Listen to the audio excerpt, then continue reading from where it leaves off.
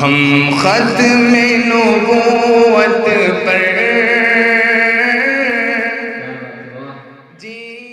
بسم اللہ الرحمن الرحیم الحمدللہ رب العالمین جزا اللہ عنا محمد صلی اللہ علیہ وسلم بما وعده۔ محترم بزرگوں، دوستوں، محترم دینی بہنوں، ہم سب کے لیے بہت بڑی نعمت اور سعادت ہے کہ ہم سب حضرت محمد صلی اللہ علیہ وسلم کے امتی ہیں۔ حضرت محمد صلی اللہ علیہ وسلم کی شخصیت اس کائنات میں سب سے زیادہ عظیم ہے اللہ کے بعد۔ یا صاحب الجمال و یا سید البشر من وجهك المنیر لقد نور القمر لا يمكن الثناء كما كان حقه بعد خدا بزرگ توئی قصہ مختصر۔ اللہ کے بعد کسی کا مرتبہ ہے تو کالی کملی والے، سنہری جالی والے، سبز و گنبد کے مکی وجہ تخلیق کائنات، محبوب رب العالمین محمد رسول اللہ صلی اللہ علیہ وسلم کا مقام اور مرتبہ ہے۔ آپ کی بعثت کے بعد سے لے کر قیامت تک آنے والے انسانوں کے لیے اللہ تعالیٰ نے حضرت محمد صلی اللہ علیہ وسلم کی پاکیزہ زندگی کو مثالی اور آئیڈیل بنایا ہے، اور اس بات کا اعلان ساری دنیا کے انسانوں کے لیے کیا ہے کہ اگر تم ہمارے پیارے بننا چاہتے ہو اور تم چاہتے ہو کہ ہم تمہیں اپنا پیارا بنائیں، ہم تم سے محبت کریں، تو تم ہمارے نبی حضرت محمد صلی اللہ علیہ وسلم کی چال چلو، ہم تم سے پیار کریں۔ اس کو شاعر نے کہا تھا کہ کی محمد سے وفا تو نے تو ہم تیرے ہیں، یہ جہاں چیز ہے کیا لوح و قلم تیرے۔ اچھا، جن کی زندگی کو اللہ پاک نے مثالی بنایا اور جنت تک پہنچنے کا راستہ اور جنت تک پہنچنے کا زینہ جن کی زندگی کو اللہ پاک نے بنایا، ان کی زندگی کی ساری اداؤں کو اللہ پاک نے محفوظ کیا۔ الحمدللہ الحمدللہ، حضرت محمد صلی اللہ علیہ وسلم کی ذات اقدس وہ شخصیت ہے کہ ان کی زندگی کی ساری اداؤں کو اللہ پاک نے محفوظ کیا، اور ادائیں تو ادائیں ہیں۔ ہم قربان ہیں حضرت محمد صلی اللہ علیہ وسلم پر کہ آپ کی صورت کو اللہ پاک نے محفوظ کروا دی۔ حضرت محمد صلی اللہ علیہ وسلم دکھتے کیسے تھے، الحمدللہ سیرت کی کتابوں میں لکھا ہوا، اور صورت تو بڑی اعلیٰ درجے کی چیز ہے۔ ہمارے نبی کی شخصیت وہ شخصیت ہے کہ جن کی بکریوں کے نام کو اللہ پاک نے محفوظ کروا دی، جن کے گدھوں کے نام کو اللہ پاک نے محفوظ کروا دی۔ کوئی گدھا بھی کبھی عالمی شہرت یافتہ ہوتا ہے، گدھے کبھی عالمی شہرت یافتہ نہیں ہوتے، لیکن ہم قربان ہیں جن گدھوں پر ہمارے نبی بیٹھے، ان گدھوں کو بھی اللہ پاک نے عالمی شہرت عطا فرمائی۔ حضرت محمد صلی اللہ علیہ وسلم کے دو گدھے تھے، ایک کا نام یافور تھا، دوسرے کا نام عفیر تھا۔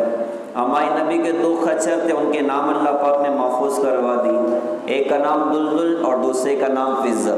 ہمارے نبی کی 9 بکریاں کبھی عالمی شہرت یافتہ نہیں ہوتی، لیکن ہم قربان ہیں حضرت محمد صلی اللہ علیہ وسلم پر جو بکریاں ہمارے نبی کی ملکیت میں تھیں، ان بکریوں کو اللہ نے عالمی شہرت یافتہ بنایا اور ان کے نام جو ہے کتابوں میں محفوظ کروا دی۔ ہمارے نبی کی بکریوں کے نام سنا دیں؟ ارے اتنی مہنگی چیز بغیر فیس کے تھوڑی سنائیں گے بھائی، ہماری بھی تو فیس رہے گی نا۔ تو ہماری ایک دم آسان فیس ہے، وہ فیس یہ میں اپنی ذات سے بھی مانگوں گا، آپ تمام بھائیوں اور بہنوں سے مانگوں گا۔ ہماری فیس یہ ہے کہ اللہ کے لیے ہم اس بات کے عزم کریں، نیتیں کریں کہ ہم عاشق رسول بنیں گے انشاءاللہ، ہم غلام رسول بنیں گے، غلام مصطفیٰ بنیں گے۔ بڑے زمانے گزر گئے حضرت محمد صلی اللہ علیہ وسلم کی زندگی سے بے وفائیاں کرتے ہوئے، اب نیت کریں کہ وفا کریں گے تو حضرت محمد صلی اللہ علیہ وسلم کی زندگی سے انشاءاللہ وفا کریں گے۔ تو ان کی بکریوں کے نام کو اللہ نے محفوظ کیا۔ ہمارے نبی کی بکریوں کے نام اجوا، سقیا، زمزم، برکہ، اطلال، اطراف، قمرا، غیثہ، ورثہ، 9 بکریاں حضرت محمد صلی اللہ علیہ وسلم۔ ہمارے نبی کی 4 اٹھنیاں تھیں، ان کے نام سیرت کی کتابوں میں قصوہ، عقبہ، جدعہ، شہبہ، ان کے نام اللہ نے محفوظ کروا دیے۔ ہمارے نبی کے دو اونٹ تھے، عسکر اور ثعلب، 9 تلواریں ان کے نام محفوظ ہیں۔ تو آپ کی زندگی کی ساری اداؤں کو اللہ پاک نے محفوظ کیا۔ اچھا، پھر وہ زندگی ایسی کمال کی زندگی ہے کہ آپ کی زندگی کو اللہ پاک نے ہدایت کا ذریعہ بنایا۔ ماشاءاللہ سیوک سوسائٹی کے زیر اہتمام ایک بڑا خوبصورت سلسلہ شروع کیا گیا کہ دینی سوالات امت میں ڈالے جائیں، اور پھر اس کی برکت یہ ہو کہ لوگ دینی کتابیں تلاش کریں، سیرت کی کتابیں اٹھائیں۔ میں گزارش کروں گا کہ واقعی اسی رخ پر ہم لوگ جائیں کہ ہم سیرت کی کتابیں پڑھیں، حضرت محمد صلی اللہ علیہ وسلم کی پاکیزہ زندگی پڑھیں۔ جو کتاب آپ معتبر سمجھتے ہیں، اچھی سمجھتے ہیں، آپ اس کا مطالعہ کر، حضور پاک صلی اللہ علیہ وسلم کی زندگی کی کم از کم کوئی ایک کتاب تو ہم پوری پڑھنے والے بن. آج تو ایسا ذوق ختم ہوتا چلا جا رہا ہے اور شوق ختم ہوتا چلا جا رہا ہے کہ ہم میں کتنے لوگ ہیں. ہم خود اپنا جائزہ لیں کہ کیا ہم نے آج تک اپنے نبی کی زندگی کی کوئی ایک کتاب بھی مکمل پڑھی. سیرت کی کتابوں پر دکانوں پر دھول پڑ رہی ہے، اس کو خریدنے والا کوئی نہیں، اور موبائل میں تو ہزاروں اور بیسیوں ہزار کے موبائل آدمی خرید لیتا ہے، لیکن اللہ معاف کرے سیرت کی کتاب خرید کر پڑھنے کا موقع مسلمان کے پاس میں نہیں. تو نیتیں کر انشاءاللہ سیرت کی کتاب پڑھیں. اور کیوں پڑھیں گے بھائی؟ سیوک سوسائٹی کے 1 کلو لڈو کے لیے نہیں پڑھیں، 1 کلو پیڑے کے لیے نہیں پڑھیں، اور کوئی دنیاوی انعام کی نیت سے نہیں پڑھیں. ہم پڑھیں گے کہ اللہ پاک ہمیں اپنے نبی کا سچا عشق اور محبت دے، اپنے نبی کی خوبصورت اتباع کی اللہ پاک ہم سب کو توفیق دے. آخرت کی نیتوں سے انشاءاللہ ہم نبی کی سیرت پڑھیں گے بھائی انشاءاللہ. اچھا، وہ معلومات ایسی خوبصورت ہیں کہ ہدایت کے ذریعے بن جاتی. میں ایک واقعہ سناؤں گا، پھر اپنی بات کے اختتام پر آ جاؤں گا. ایک بہت بڑے آدمی گزرے، بڑے بزرگ تھے، امام بایزید بستامی رحمت اللہ علیہ، بہت بڑے آدمی گزرے.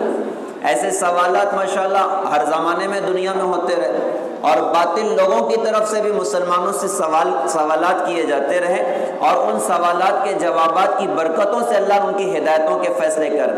تو ان کا واقعہ میں آپ کو سناؤں. ان کے زمانے میں حمص میں ایک جگہ تھی، اس کا نام سمعان تھا. وہاں پر یہودیوں کا سال میں ایک بہت بڑا اجتماع ہوتا تھا، اور بڑے بڑے یہودی علماء بیان کے لیے آتے تھے. اور ایک بڑا عالم اس زمانے میں یہودیوں کا تھا، اس کے بیان میں وہ جادو تھا کہ لوگ کہتے تھے کہ اصل دین تو یہودیت ہی ہے. اور وہ بندہ بھی وہاں پر بیان کے لیے ہر سال آتا تھا.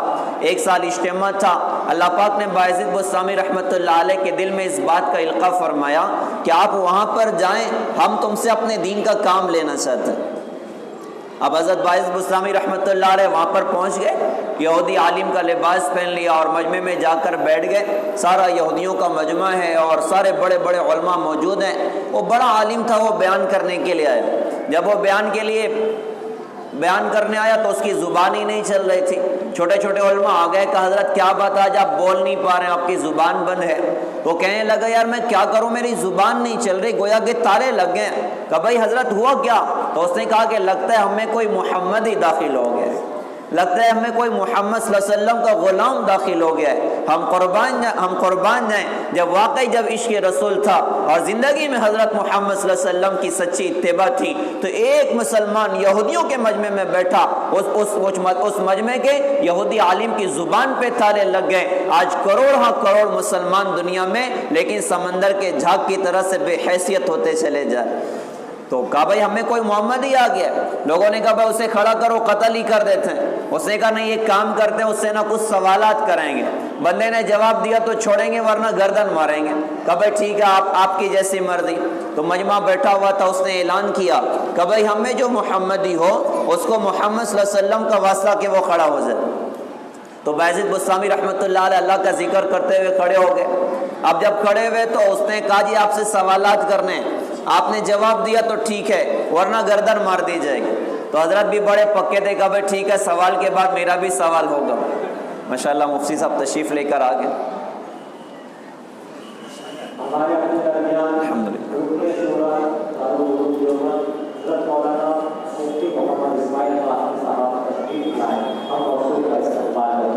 جزاک اللہ. تو حضرت نے کہا بھائی ٹھیک ہے، آپ کے سوال کے بعد میرے بھی سوالات ہوں گے. تو یہودی عالم نے تقریباً 55 سوال کیے تھے. اب میں 55 سوال تو ابھی گناؤں گا نہیں، کیونکہ مفتی صاحب بھی تشریف لے کر آ گئے اور مولانا امتیاز اقبال صاحب بھی ماشاءاللہ بیٹھے ہوئے. تو مختصر میں انشاءاللہ ختم کریں. تو اس نے سوالات شروع کیے. اس کا پہلا سوال تھا کہ وہ ایک بتاؤ جس کا دوسرا نہیں.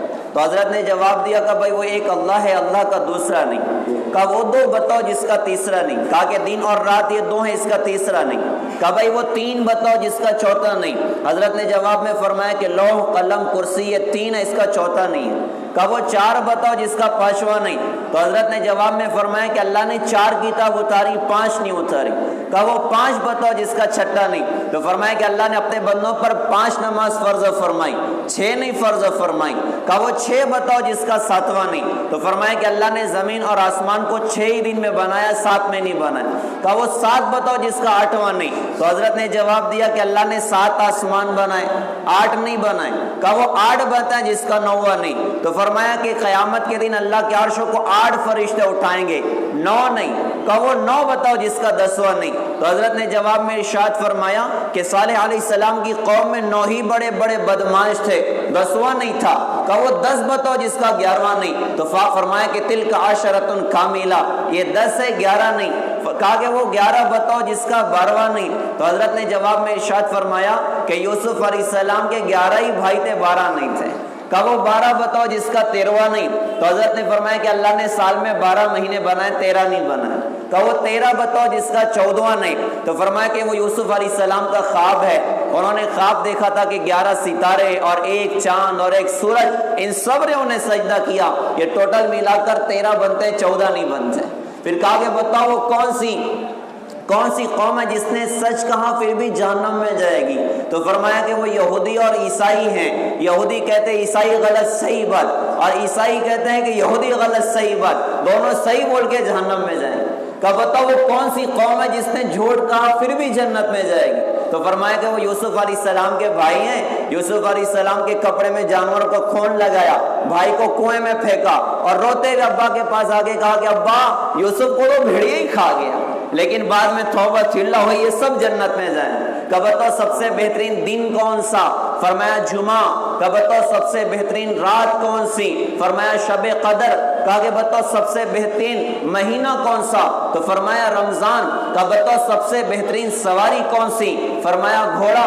کہ بتاؤ سب سے بہترین دریا کون سے؟ تو فرمایا سیحون، جیحون، فرات، دجلہ، دریا نیل. کہ بتاؤ سب سے بہترین پہاڑ کون سا؟ تو فرمایا کوہتور کا پہاڑ. کہ بتاؤ سب سے بہترین عورتیں کون سی؟ تو کہا کہ حضرت حوا، حضرت خدیجہ، حضرت آسیہ، حضرت مریم بنت عمران، ان 4 عورتوں کا نام بتایا. کہ بتاؤ وہ کون سی غیر جاندار چیز ہے جس نے بیت اللہ کا طواف کیا؟ تو فرمایا کہ وہ نوح علیہ السلام کی کشتی ہے. وہ چلتے چلتے بیت اللہ پر ہے تو اس نے بیت اللہ کے ساتھ چکر لگائے. کہ بتاؤ وہ کون سی چیز ہے جو غیر جاندار ہے پھر بھی سانس لیتی ہے؟ کہا کہ اللہ قرآن میں فرماتے ہیں وَالصُّبْحِ إِذَا تَنَفَّسَ، مجھے قسم ہے صبح کی کہ وہ سانس لیتی ہے.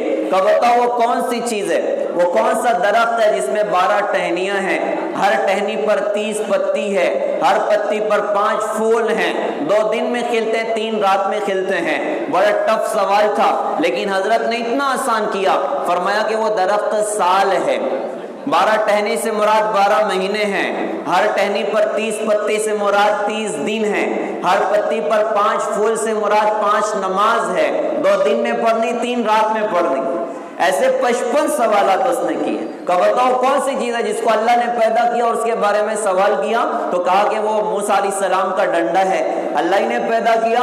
اور اللہ نے موسیٰ علیہ السلام سے پوچھا تھا وَمَا تِلْكَ بِيَمِينِكَ يَا موسیٰ، موسیٰ تمہارے سیدھے ہاتھ میں کیا ہے؟ تو انہوں نے کہا کہ هِيَ عَصَايَ أَتَوَكَّأُ عَلَيْهَا وَأَهُشُّ بِهَا عَلَى غَنَمِي وَلِيَ فِيهَا مَآرِبُ أُخْرَى. کہ اللہ میرا ڈنڈا ہے، پتے جھاڑتا ہوں، ٹیک لگاتا ہوں، بکریاں چراتا ہوں.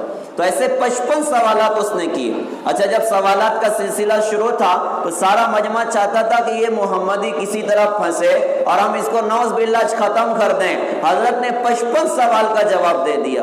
اب اس کے سوالات ختم ہوئے تو حضرت نے پورے مجمع پر سناٹا چھایا ہوا. حضرت نے اس یہودی عالم سے کہا کہ میں تجھ سے ایک سوال کروں، بس ایک، زیادہ نہیں، بس ایک کروں گا، جواب دو گے؟ کہ بھائی ٹھیک ہے آپ سوال کریں. تو حضرت نے ایک سوال، اللہ ہمیں یہ سوال سمجھا دے اور اس کا جواب اللہ پاک ہمیں سمجھا دے اور اس کی قدر ادا کی اللہ پاک ہمیں توفیق عطا فرما دے. حضرت کا سوال تھا کہ مجھے بتاؤ کہ جنت کی چابی کیا ہے، مجھے بتاؤ جنت کی چابی کیا ہے. حضرت کے اس سوال پر پھر یہودی عالم کی زبان پر تالے لگے. اب تو مجمع پکار اٹھا، حجی آپ نے تو سوالات کی بوچھار کر دی اور محمدی نے ہر سوال کا جواب دیا، اس مسلمان نے ہر سوال کا جواب دیا، آپ کے پاس اس کے ایک سوال کا جواب نہیں. تو اس یہودی عالم نے کہا کہ جواب تو مجھے پتہ ہے لیکن مسئلہ یہ کہ تم لوگ نہیں مانو گے. اتنا ہم نے تمہیں اتنا الٹا سیدھی تعلیمات دی ہیں، تم ہی نہیں مانو گے. کہ بھائی آپ بتائیں، ہم نہ مانیں یہ کیسے ہو سکتا ہے، آپ بتائیں تو صحیح کہ جنت کی چابی کیا ہے؟ تو اس یہودی عالم نے کہا کہ بھائی جنت کی چابی ہے لا الہ الا اللہ محمد رسول اللہ صلی اللہ علیہ وسلم۔ مجمع نے کہا کہ جب جنت کی چابی یہ ہے کہ ہم تمہارے پیچھے کیوں چلیں، لہذا ہم کلمہ پڑھتے ہیں۔ پورے مجمع نے کلمہ پڑھا، لا الہ الا اللہ محمد رسول اللہ صلی اللہ علیہ وسلم۔ اللہ ہم سب کو اس کلمے کی حقیقت عطا کر دے۔ لہذا بھائی ہم سب نیتیں کریں، انشاءاللہ اپنے نبی کی سیرت پڑھیں گے، اپنے نبی کی زندگی پڑھیں گے، اور انشاءاللہ اپنی ذات سے کوششیں کریں گے کہ ہمارے نبی کا دین ہمارے ذات سے دنیا میں زندہ ہو جائے۔ اللہ پاک سے دعا ہے کہ اللہ پاک ہم سب کو اس کے لیے قبول فرمائے، اور بطور خاص سیوک سوسائٹی اور اس کے ذمہ داران کو اللہ پاک بڑی مقبولیت اور قبولیت دیں۔ ماشاءاللہ ان کی بڑی کوششیں رہی ہیں کہ دینی سوالات امت سے کیے جائیں۔ الحمدللہ ایک بڑا مجمع ہے جو ماشاءاللہ اس کی سیرت کی کتابیں پڑھ رہا ہوتا ہے۔ ویسے کچھ ایسے بھی لوگ ہیں کہ سوال آنے کے بعد ہم کو فون کر کے پوچھتے ہیں، اور پوچھنے کے بعد جب پیڑا ملتا ہے تو مسئلہ یہ کہ گھر لے کے چلے جاتے ہیں۔ ٹھیک ہے بھائی، اچھی بات، اللہ پاک قبول فرمائے، عمل کی توفیق دے۔ وآخر دعوانا الحمدللہ رب العالمین۔